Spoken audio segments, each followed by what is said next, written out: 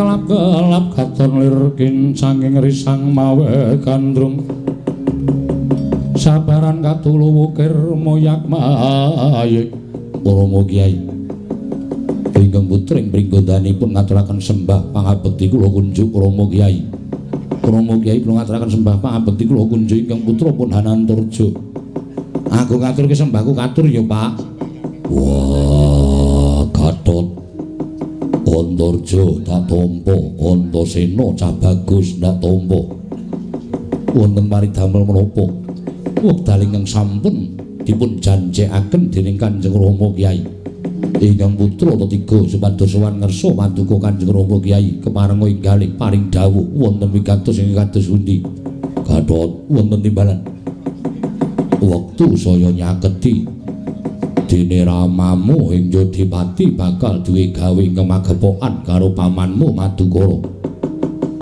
Lajeng kepareng Paduka dina samengko wis antuk trontong-trontong sulaing pepadang. Sapa ingkang bakal ndak pilih? Sapa ingkang bakal ndak dawuhi nuruti marang karepe wong gerang kaya bapakmu Jodipati. Lajeng kepareng Paduka Rama Kyai Antasena, piye Pak? Maju kene. Eneng apa to? Antasena. Piye, Pak? Maju rene. Maju rene. Maju, Den. Maju. Dawuhi bapak sampeyan ampun kuwatir. Maju mawon.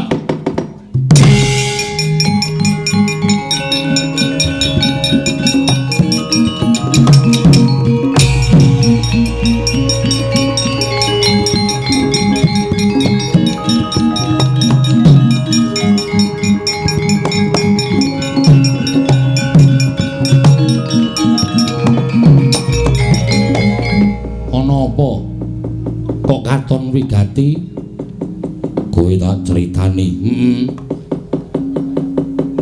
aku tau tate kencan semayan karo Janaka kowe ngerti anake pamanmu Madukara ya kuwi anakku Janakawati ha kersane bapak kencan semayanku karo pamanmu Madukara sesuk upama bocah wis padha dewasa bakal sesambungan ngeraketake paseduluran ngeraketake daging sing renggang nuntungke balung sing pisah Janakawati bakal tak pek mantu terus monggo iki mau aku bingung sapa ingkang bakal dadi manten lanang wah bareng bapakmu sawetara nglakoni tapa meneng nentremke kelawan ati Antasena ora ana liya sing tak pilih dadi manten lanang jauh karo Janakawati ya mengko engger cah bagus turut ana karepe wong tuwa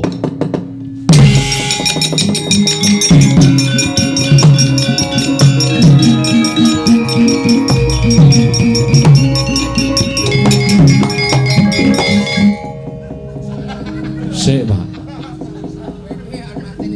lah kok dadi bapak paring pangandikan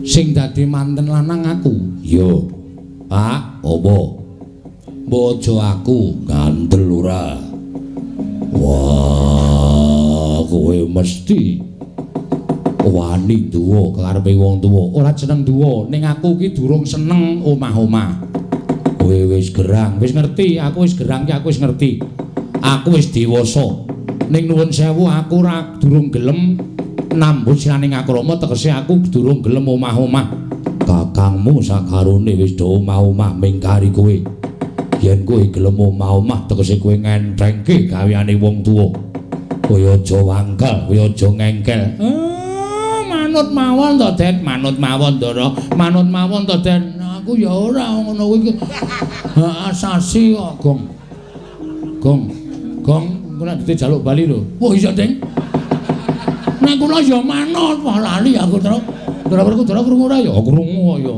engko paling dijaluk meneh iki nek tak gunake ya nggo cukup apa-apa terus engko ya aja ngengkel karo aku kaya aja netangi kampurkaning wong gerang manut ora nun sewu Pak nek aku didhawuhi bapak munggah gunung medhun jurang gedhe-gedhene jegur segara aku ora bakal wegah ning nek bapak dawuh aku kon rabi aku durung iso nglakoni Kak aku durung iso dadi wong tuwa sing apik Aku durung iso dadi bapak sing apik upama engko aku nggonku rabi diparingi momongan.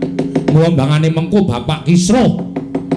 Merga ngurusi karo uripe Antasena nuwun mahapura aku urung gelem. Wah, Caidan. Ya ngono kowe wani karo bapakmu. Ora perkara wani, ning aku njaluk karo bapak. Wene ana inah sawetara. Wektu sawetara tak nggone mikir mengko nek kira-kira aku cocok karo adikku Janakawati ya tak lakonane, nek ora ya nuwun sewu lho Pak. Ora jeneng aku wani karo sampeyan, nek ora ya nuwun sewu aja gero penggalih Bapak, aku ora iso nglakoni. Wah, edan.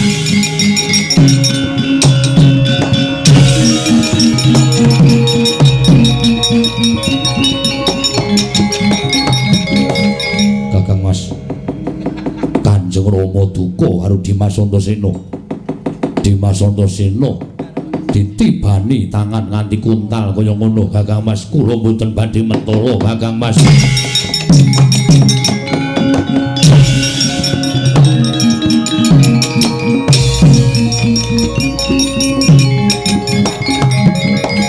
Tak bedhek ket mau. Mergo sing wani iki mung Ndara Antasena, ngandel ora. Barang dijawuhi kon rabi, Ndara Antasena ora gelem. Wah. Antasena aja malu nyentulane rembuge wong gerang. Pak, aku nek tok dawuh munggah gunung jedur segura aku gelem. Nek kon rabi kosek Pak, tak hitung dhisik. Wah, Caidan.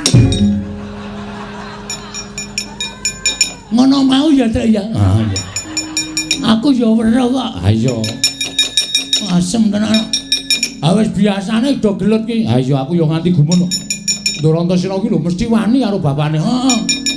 Begitu Ndara Werkudara. Wah. Antasena. Kowe gelem rabi apa ora? Wah aku nek ora nyedak njono.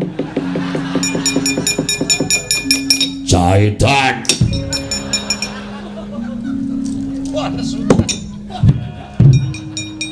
Ora indo tak pinalti raine.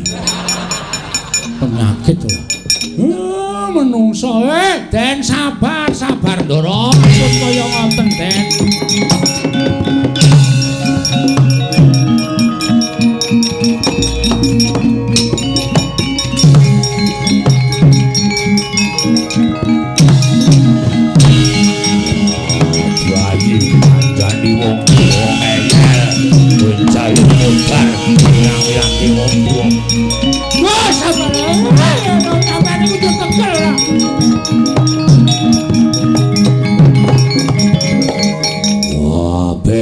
Patenane duwe anak ora manut karo wong tuwa ing dikon rabi ora gelem iki lho.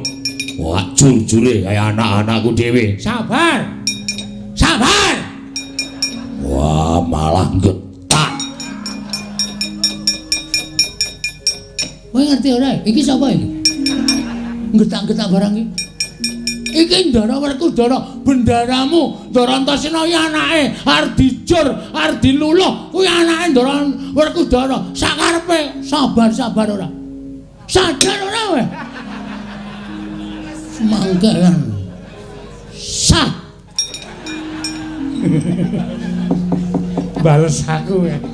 Nganti lho sah ora. Wah, ning nika ingkang putra. Nek wonten napa-napa cilik lara gedhe tekaning pati sampean sing getun. Wah, ora arep getun aku.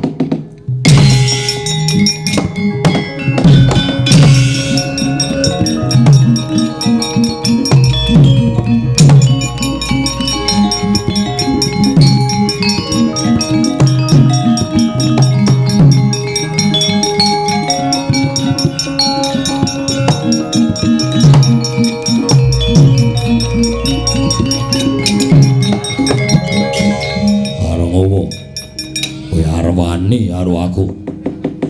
Kowe malang kerik ning ngarepe wong tuwa, kowe malang kadhak ning ngarepe wong gerang. Arep wani karo aku. Pak, aku durung iso nglakoni. Wah, edan. Kowe kepengin bapakmu ndang mudhar. Kowe kepengin bapakmu ndang ora iso mbok sawang, ora tau manut karo wong tuwa. Gatot Antarja kae bocah-bocah sing iso nyuwargake karo wong tuwa. Ning kowe ora tau iso gelem gugu karo dawuh wong tuwa. Wah, getun aku di anak kowe. Tapi aku tak balinone ibu kok piye. Nek pancen bapak getun ning aku urung iso nglakoni den dipenggalih to. Wong rabi niku abote pripun? Kang Rama niku wis budidaya supaya sampeyan niku entuk jodoh lho kok mesti moh. Wah, Petro rasakno atiku. Nggih. Kula ya krasa. Aku mergo arep ngrapikke anak diwangsuli.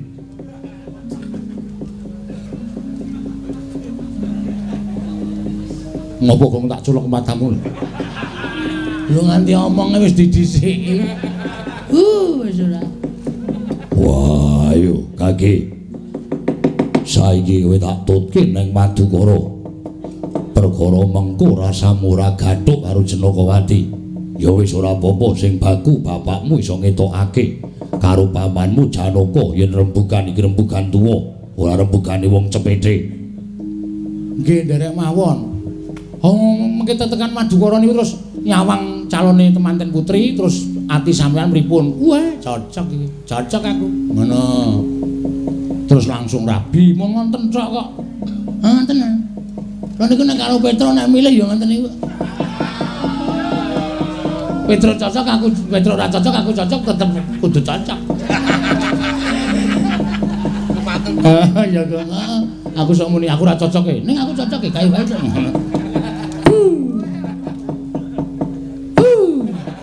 Kena aku. Ora minggat ana geng ora. Wah, ning nek upama aku atiku ora srek, nek aku ora gelem, bapak ora apa-apa. Sing wigati tekan Madukara sih. Nek nggo atiku srek aku tak matur apa manane. Nek atiku ora srek, bapak ora gelah penggalihe. Ora. Wah, durung dilakoni wis cerewet. Nek ngono aku manut, Pak. Nek ngono aku manut. Nek kira-kira aku srek karo manten wedok, tak lakonane. Nek ora, nyuwun pangampun. Yo, ayo tekan Madukara. Yo, Pak. Kula ndereng gitu. Yo, pono kawan kabeh padha melu.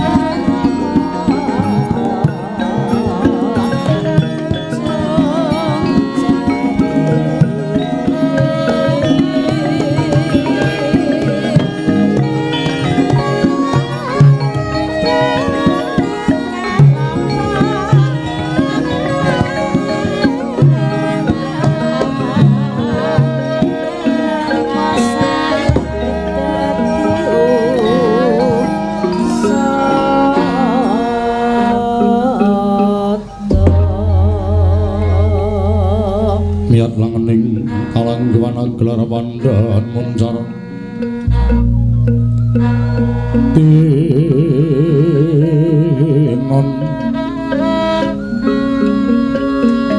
ler kekunang sureng sotetan padang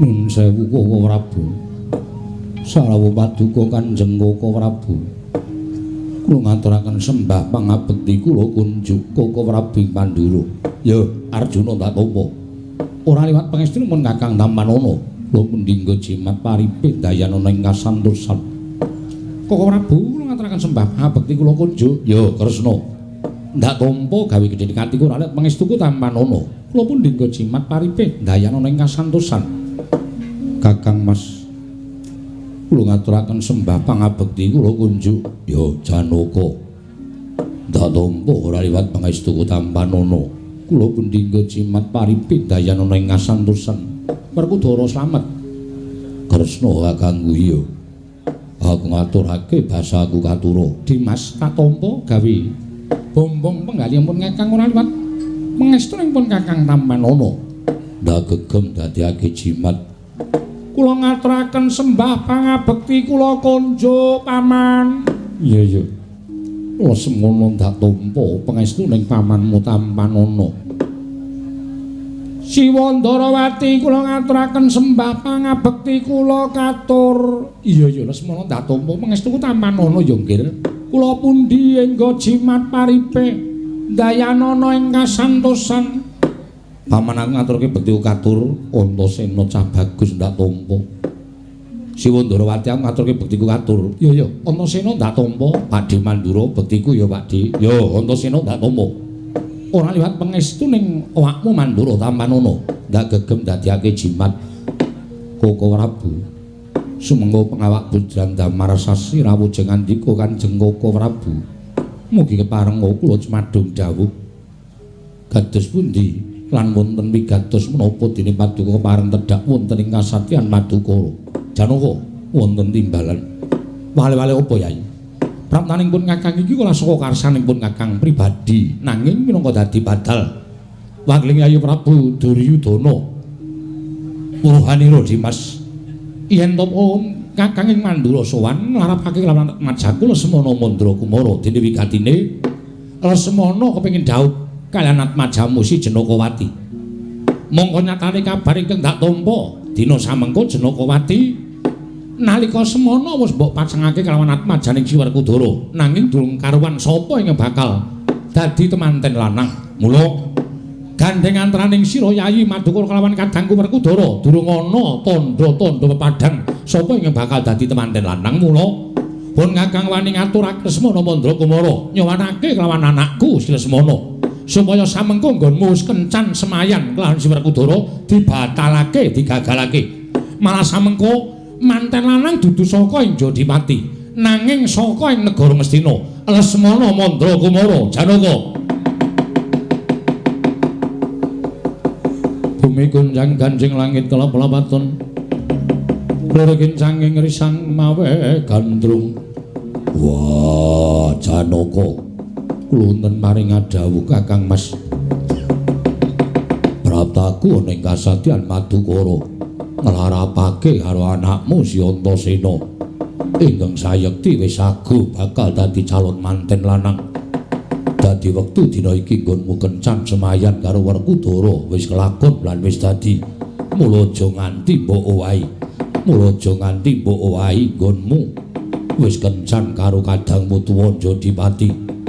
Iki anakku Antasena ing bakal tak dhawuhake karo anakmu Si Jenakawati. Kose Werkudara hawa. Nadyan Si Adi wis nganti manten lanang nanging Si Adi rumangsanana yen to praptamu karo aku ning kasatyan Madukara. Wile dhisik Baladewa tinimbang Werkudara. Mula nadyan anan Atmajamu wis dipasangake karo anake Si Janaka. Nanging praptane Lesmana luwih dhisik mula Janaka kudu metung perkara iki. Aja mung sakepenake dhewe. Nyisihke karo calon manten Ngastina nanging kowe ngukup calon manten Jodipati teka tegese kuwi ora adil Janaka.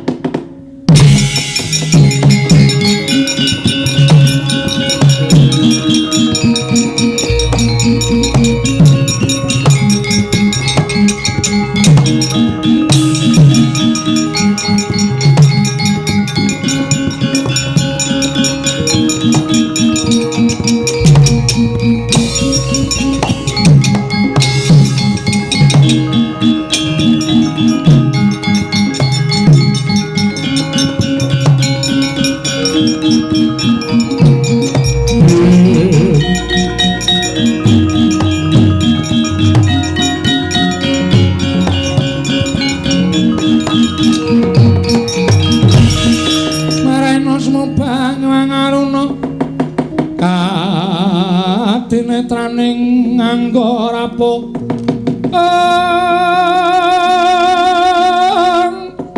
sabdaning kukila ringganika sageter kene donganing kung lir wuwu sing pene panca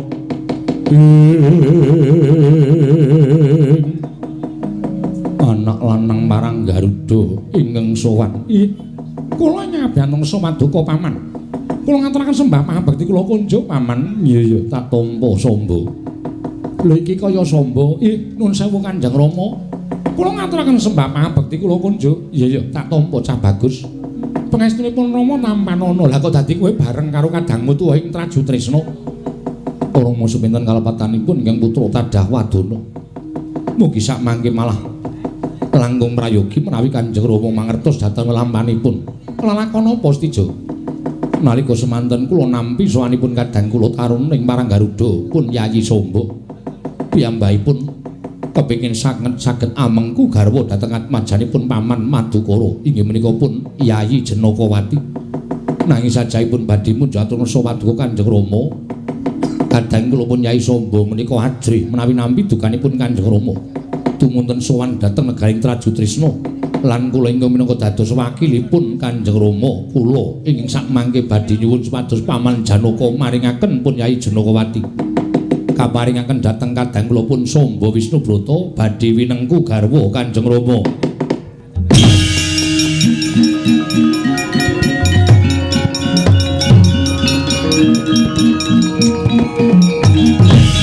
Jagat pasisaning Ubathara wayah jagat Samba ilmu wonten paring adhawuh. Lah kok dadi kowe ora taren karo wong tuamu, malah semune kowe ora percaya karo wong tuamu. Ing mesine kowe kepengin dhaup mengku sawijining putri mono kudu nyuwun pangestu karo wong tuwa. Ning wong tuwa mbok telapake. Malah kowe matur karo kadangmu Werda, ya kuwi anakku Stijo Bumanara Kasura. Samba, gegayuhan apa wae iki ora entuk pangestu ning wong tuwa. Digayuwa tuna dirangsanga bakal luput titenana.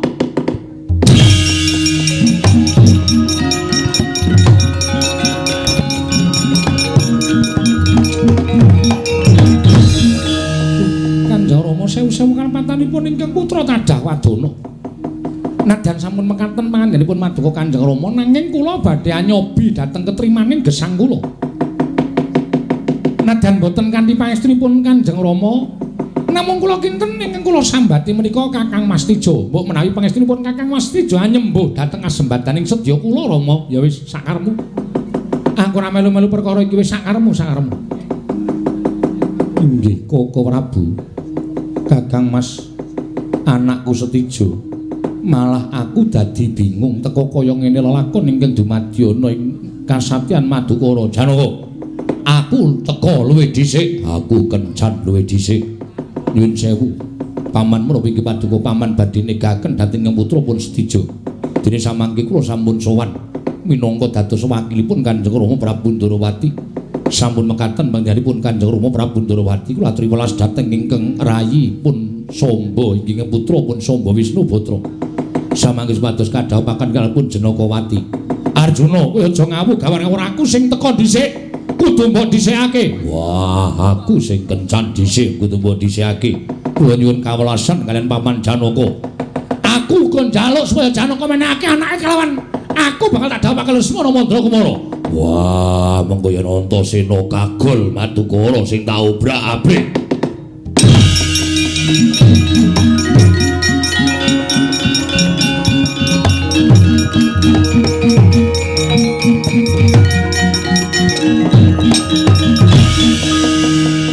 Kakang Mas, Nggih. Gandeng Paduka ingkang sampun kencan semayan kaliyan ingkang rayi. Malah sak mangke kathah penglamar ingkang sampun rawuh wonten ing Madukara. Ewuhaya ing pangraos, kula mboten saged ngrampungi perkawis menika. Malah sak mangke kula borongaken dhateng jengandika Kakang Mas. Lho, lah kok tadi Werkudara sing tengah iki piye? Kakang Mas Jodipati ingkang kula pitados Koko Prabu kula nyuwun pangapunten. Yo, aku trima. Ning Werkudara ya kudu adil ngrampungi perkara iki. Aja mban sindhe mban siladan. Wah, Werkudara kuwi nggone wong wutuh apa anane. Yen pancen aku kudu nglakoni sarta ingkang mutusi perkara iki, Janaka tak tampa apa sing dadi aturmu. Baladewa kakangku. Sedijo kabeh padha nggawa manten lanang. Wah, yen manut karo Werkudara ya kudu dirampungi kanthi carane wong lanang, carane wong satriya. Carane satriya piye? Manten telu didu. Manten telu didu piye? Didu sapa sing menang ngukup Janakawati. Lah nek antaraning Lesmana karo Antasena ya ora imbang. Wah, perkarane ora perkara imbang karo ora mengkari wani apa ora. Yen ora wani mantenmu ganen bali ngono. Ora kanggo nang kene. Nanging sapa sing wani ayo ditandingke? Ditandingke Lesmana Samba Antasena. Sapa sing unggul ngukup Paran Janakawati? Werkudara, aku sarujuk.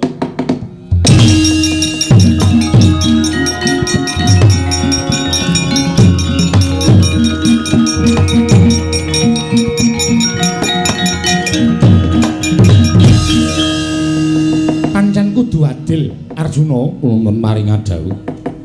Ngendikaning kadangmu Jodipati iki mau pancen wis bener lan wis pener. Silipun kados pundi Paduka Kanjeng Koko Prabu paring dawuh mekaten. Lho coba to. Samba kuwi ya satriya. Lesmana ya satriya. Antasena kuwi ya satriya. Malah sing putra Nalendra kuwi Lesmana karo Samba. Lah nek kepengin mengko garwa sawijining putri, ya kudu duwe pambegan kaya ratu-ratu liyane bedah negara boyong putri. Nek ming enak-enak tengok-tengok nemu kethok, lah dudu anak ratu nek cara kaya ngono kuwi.